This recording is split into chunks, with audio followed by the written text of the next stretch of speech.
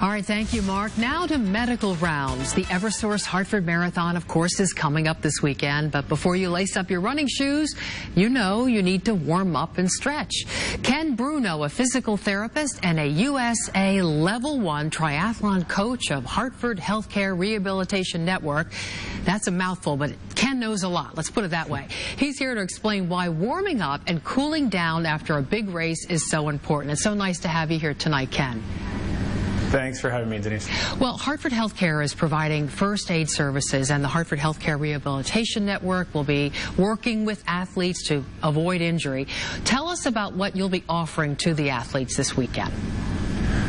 Yeah, so we were going to have our physical therapist will be there before and after the race to help work on dynamic warm-up and active stretching afterwards to really help all of the athletes with their optimal performance on race day.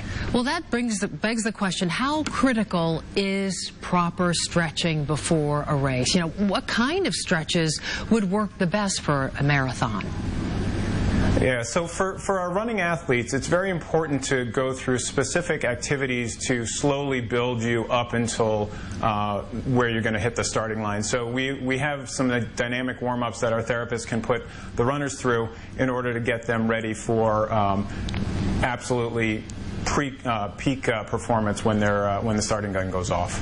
And post-race so too. Trying to get the heart rate up, get the muscles loose, you know, get them really in the mindset of being able to run at the start. And post-race, as I was saying, is just as important to stretch too, right, Ken? I mean, what happens if you don't stretch once you're done running? You just sort of... Yeah, absolutely. I mean, the marathon is a huge undertaking by your body, and you develop a lot of lactic acid in the event. So it's a really key thing when it comes to your after-race fatigue and pain and that sort of thing.